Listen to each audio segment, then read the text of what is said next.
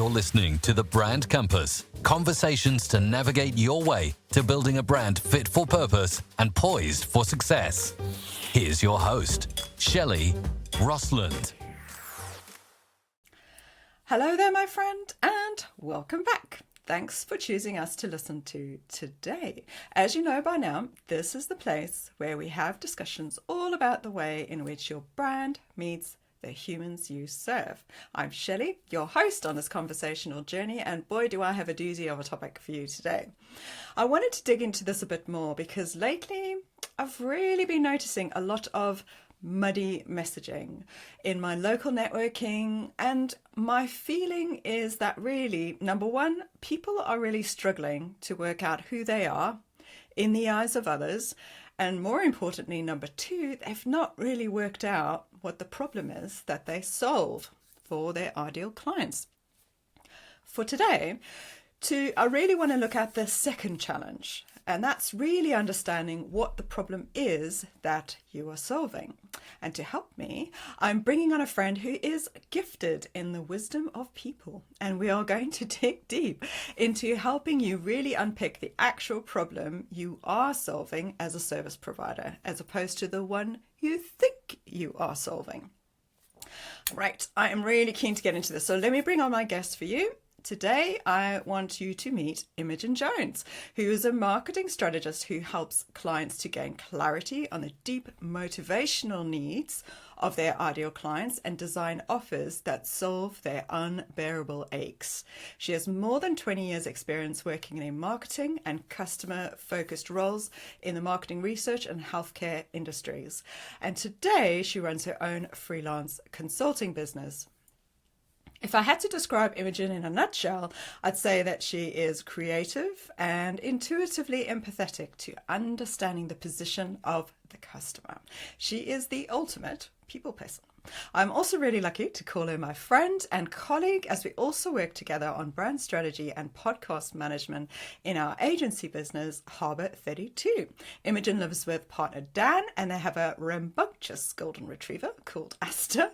And when she's not working, she's an avid reader, and you'll find her out doing park runs on weekends. She lives in Abingdon in Oxfordshire. Welcome, Imogen. Hello, 𝗘𝗣𝗜𝗦. Thank you for having me on. Great. So let's get into this, Imogen. So to kick off, I thought maybe, because there's a lot of jargon in marketing, right? Maybe we simplify things. So could we maybe start with describing what you think an ideal client should look and feel like? Then maybe we can go from there and get to the meat of our topic today. Yeah, absolutely. Ideal clients, I mean, we all know the term and we all band it around quite a lot.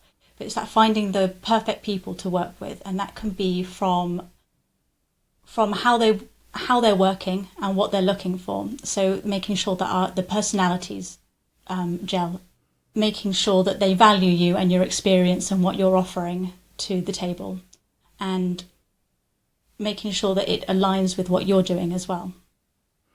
So it's trying to find that happy kind of marriage, isn't it, between stuff that brings you joy and stuff that brings them joy. Absolutely. I think it's really important to find people that you really enjoy working with and that understand what you're doing and that can translate what you want and what they want, so that you're all working to a common goal as well. Yeah, because sometimes people think too quickly about the boring kind of, what we call them the black and white demographics, don't we, of, oh, they're this age and they live in this area and they drive these cars, but it's more than that, isn't it? Absolutely. I guess those are the ones that you start looking at to start with, and you always think, you get told, or I've always tried to picture a person when I'm writing content and you're writing nice. Things like that. So you try and have somebody really vivid in your mind that you're talking to. So you do start with those kind of demographics, because it usually, for me, it's always been like people that I liked working with the best. So to start with, you start off with those very ambiguous, very broad. It has to be a female, has to be in this kind of age demographic, and they do these kind of things. What I started to do was pick the people I really enjoy working with and going, okay, so what is it about them that I really liked? And for me, it was them valuing what I did, so really appreciating the work that I did. So those kind of things, and then you start to watch out for the things that you're looking for. You go, oh, I really enjoyed working with that person. It was because of these things that I really liked working with them. So you start to pick those up in your day-to-day conversations, and when you meet people and you start having those one-to-ones and those discovery calls with them.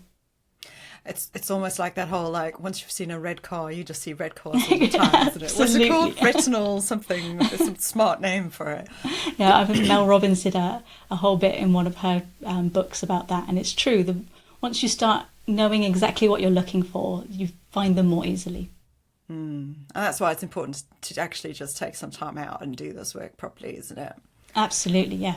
So now when we figured out, you know, who this ideal client is, you talked a little bit there, like you said you would have a look at who you enjoyed working with and that they valued what you did. I suppose now we're going to get to the what you did part of that, right? And go, what is the problem that we're solving?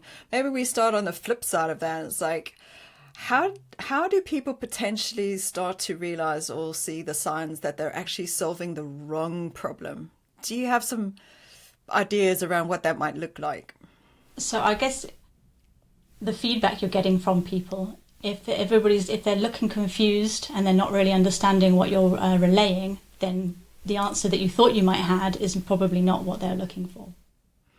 If they were looking for, you know, so a lot of people like a lot of hand holding, depending on what they're the support that you're giving. Obviously, in the marketing sense, we're talking strategy, and sometimes that's a bit of a step back on, you know, what you're trying to do and getting them to that end goal. But sometimes the terminology and the jargon and things that we use is beyond what they're looking for.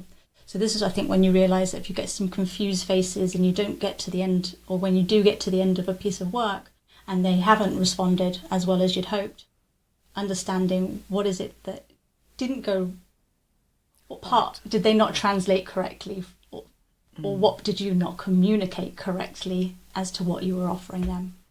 Nice. So sounds to me like some of the symptoms are, I don't know, a little bit of disjointedness or discomfort, if you call it that. I guess so. I think, you know, I think we've all had people that we've worked with as well as employing people, and you've got to the end of that and going, oh, okay, that's great, that was really helpful. However, it's not what I'd hoped to get out of that.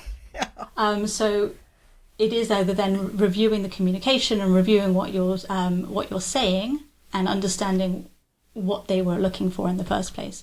So if that doesn't gel in the middle, then you have some work to do to either refine your communication or refine your offer to answer the questions they're looking for. And that just made me think, who was I listening to? I think it was Just Branding, the Just Branding podcast with 𝗘𝗣𝗜𝗦 and 𝗘𝗣𝗜𝗏. They did this roundup at the beginning of the year, and they said one of the things that they picked up on a survey that were for branding specialists or marketing specialists, but I think this is applicable to all service providers, is especially maybe ones that are just new to the game. I don't know if you'd agree with this. They actually provide an offer or a service based on what the client has self-diagnosed. So a client goes, oh, I want this, and then you don't question it. And you try and then change what you're doing to try and get to that outcome, rather than understanding what is the actual problem. I see you seeing the shiny that you're looking for, but it doesn't actually, what does that mean to you? What are you looking to get out of that? So we need some more questioning, don't we? So yeah, that's that infinite why. Like, you know, I'm looking for a brand strategy. Oh, fantastic. What exactly are you trying to achieve? What are you looking to gain from having that brand strategy in place? So finding out the whys, and that, you know, like a toddler does, going into but why, really drilling down into that with your client base or your ideal client, to then translate what they actually need, or the answers that they're looking for. So the brand strategy is what you're creating, but the client doesn't necessarily need to know that's what it is. They want to know how it applies to them, and then how they can roll it out for them, and how it keeps them on track with their work. Yeah, so if anybody listening wasn't in branding or marketing, I think you're right, there's that infinite why questioning. So sometimes when I've had to do this with a client where they go, oh, I solve X. And I go, okay, excellent. So once you've solved X, what's the bigger problem you're solving for their client? Because sometimes by doing that almost like a kind of a scaling up question, you actually get to also a bigger problem that you might be solving as opposed to a tactical or a technical one that's sitting in front of you. Yeah, I guess it's the same with products, isn't it? Nobody's buying the fancy hairdryer. They want, wonderful glossy hair to get out of the door nice and quickly. So the symptom isn't that they don't want dry hair. They want to look fabulous and get out the door. So with the service-based things, it's that kind of, what is it? It's that effortless, that ease, that reducing overwhelm, those kind of things is the problem that you're solving for them. But then keeping everything systemized and in place, or going through the program, or the steps that you go through to achieve that for them. Yeah, no, I like that. That's a really great example, the hairdryer, and very simple, because I think anybody can actually relate to that.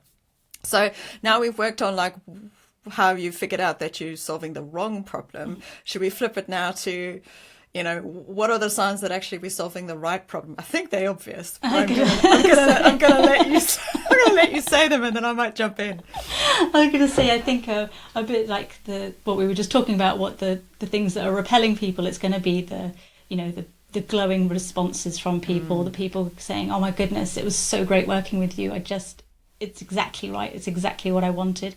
And then obviously telling people and bringing people, by recommendation, by word of mouth, those kind of things. So I guess, most people, once you've hit the nail on the head, will be very happy to be gushing and very appreciative of the work that you're doing. And then you'll also find yourself in demand, won't you? You find yourself a bit more oversubscribed, where actually inquiries are coming towards you more often than you're having to go out. Then having to go and find them. I'd say that that Dan Priestley's oversubscription, trying to get in demand and out in front of people, and exactly that. People will come via recommendation because they will translate what you do a lot better than you do as well, I'll find, because they'll be like, working with Imogen, I've got this and this, and it's just made everything so much more simple. Yeah. Rather than having to go out and look for new leads all the time. Very true, very true.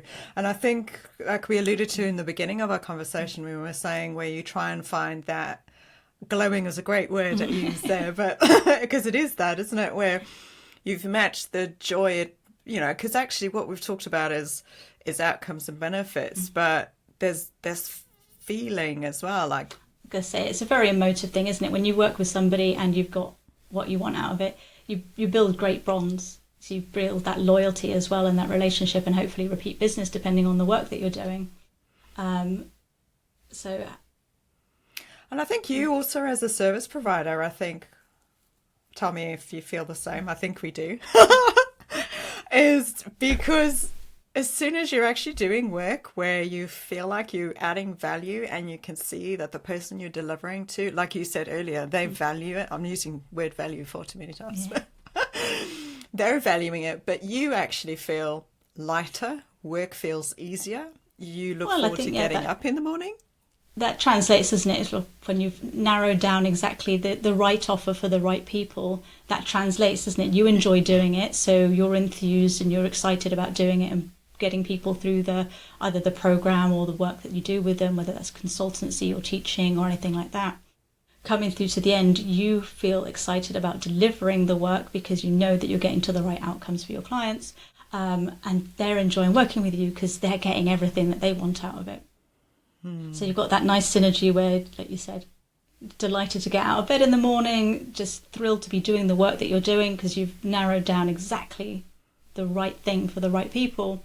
So it doesn't feel like a hard slog anymore. You're just going through it all, and you know that at the end of it, they're going to have something that is really valuable to them, whether that's consultancy, or if it's coaching or anything like that. They're going to come out transformed at the end of it.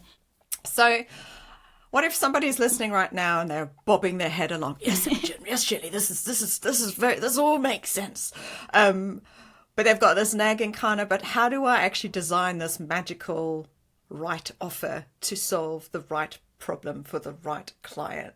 Maybe we can talk a little bit between us of the steps that you would take, because say you do figure out, crap, I feel really this discomfort, this disjointedness, because it feels like hard work because a client won't listen and they're not doing anything I'm telling them to do.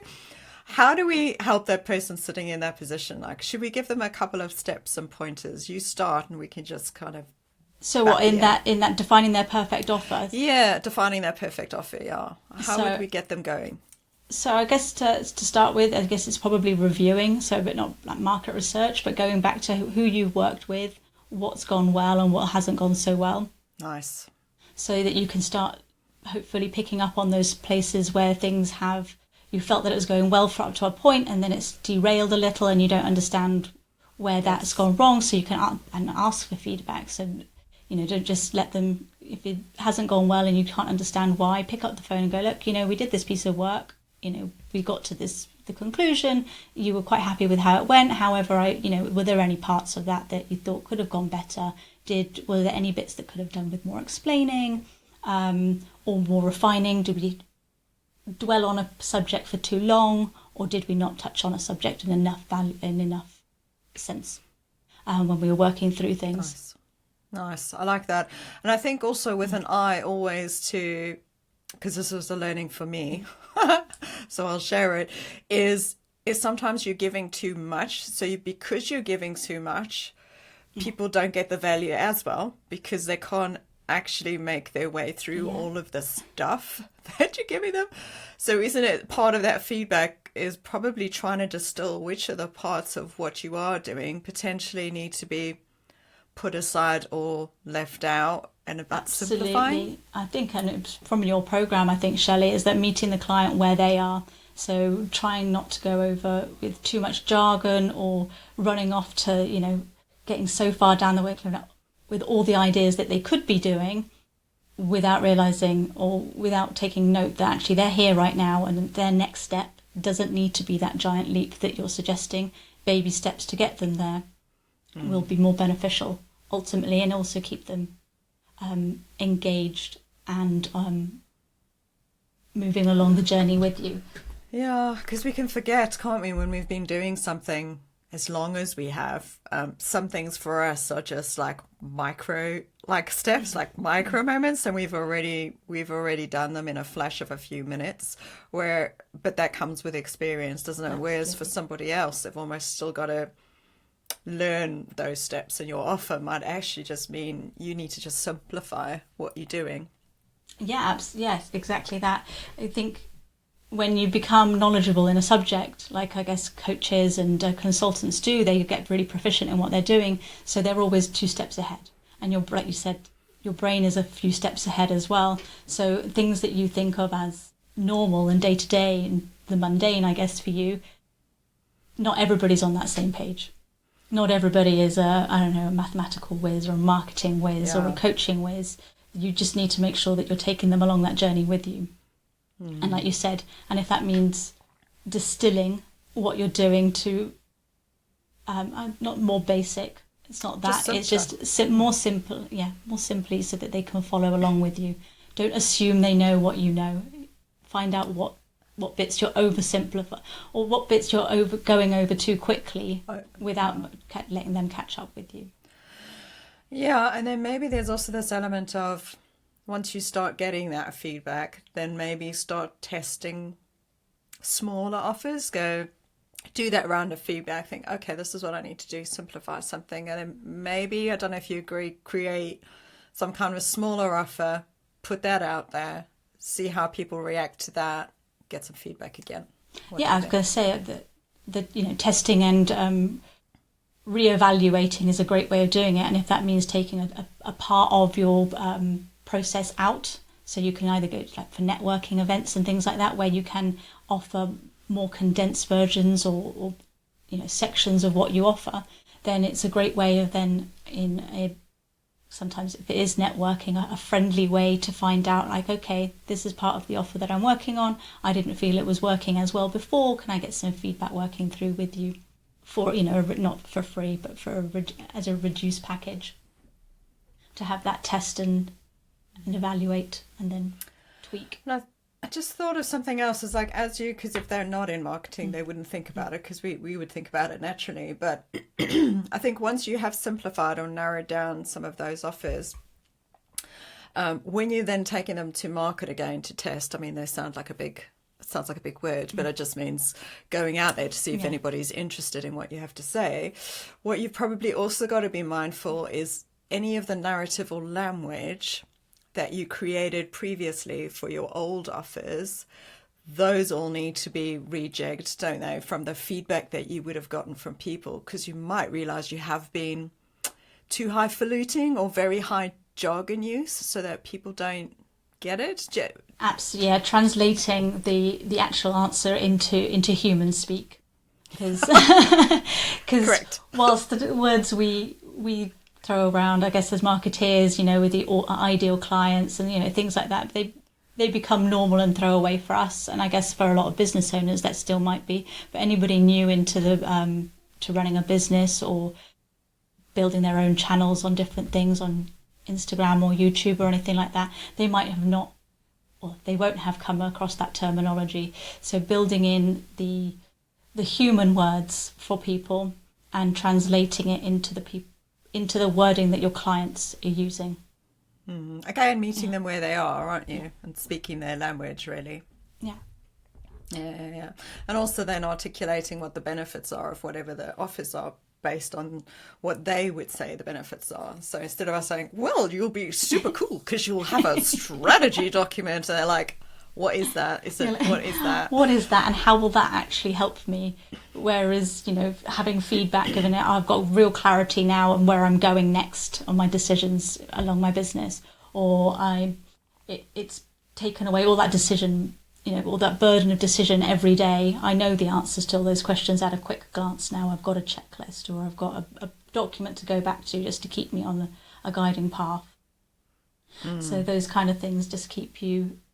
So yeah, it's finding the words that your clients are using when they have come back from working with you and are loving you and saying how great you are, is listening to what they're saying. What are they telling people was great about it? And then put those words back into your marketing and into how you're describing what you offer. Because those are the kind of things going, oh God, yeah, I was so overwhelmed dealing with that, but this person was saying that it reduced all of that. They could make clear and easy decisions. Yeah, nice. And I think what this kind of circles back to what I was saying at the beginning of the episode is, and I've noticed that in a couple of my local networking meetings at the moment, and especially new people that are just starting out, networking, fair play to them, they've still got to test out their messaging.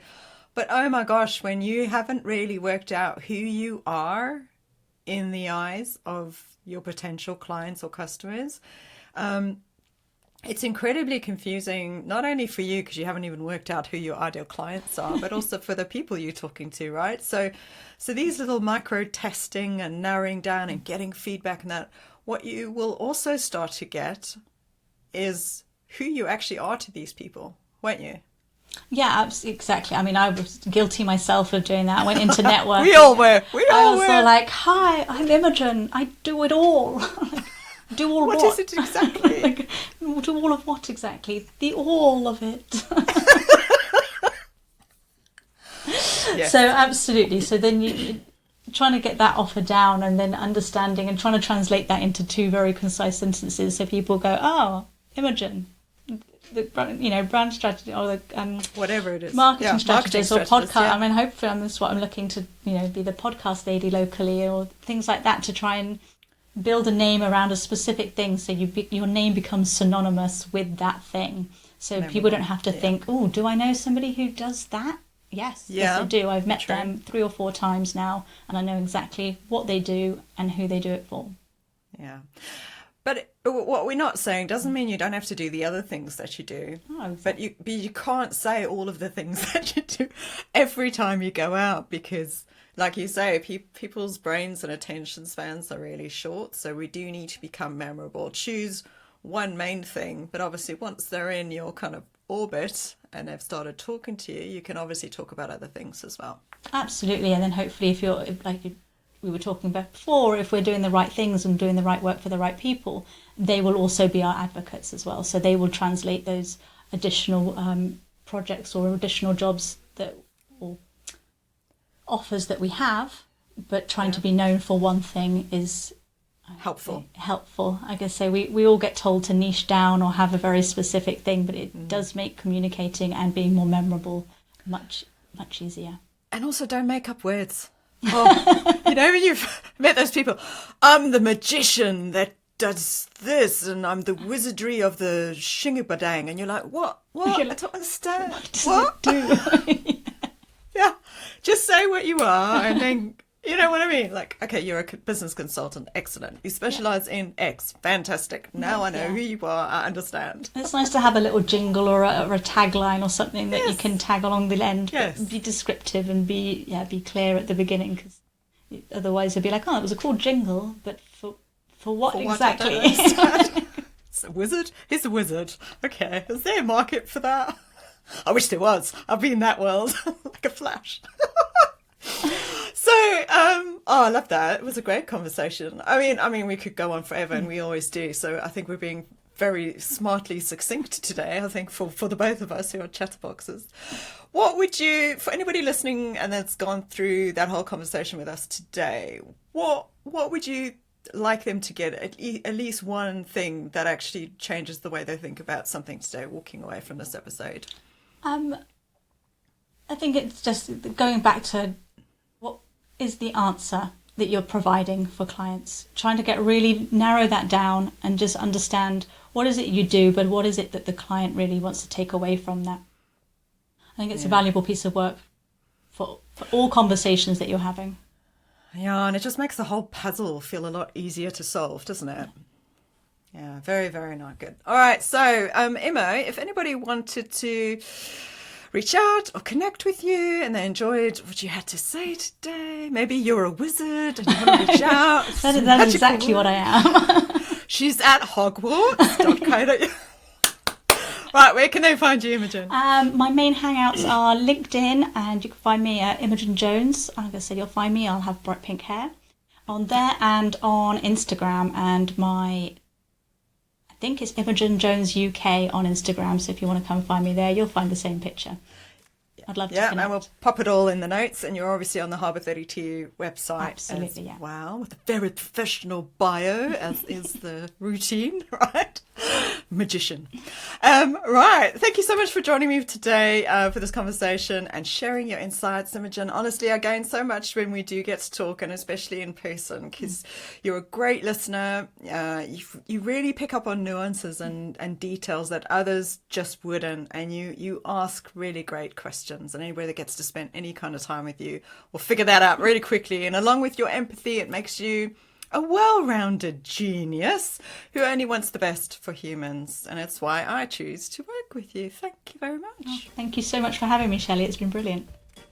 All right, and that's it for this episode today, folks. Thank you so much for joining us. Has this made you think a bit more about what your services are right now and if they are indeed solving the right problem?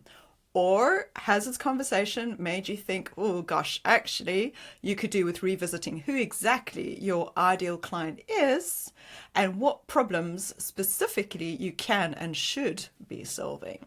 Who do you know that could do with listening to this conversation and hearing Imogen's insights? Share this episode. You know you want to. Until next time, stay strong, believe you have value, and make good brand decisions.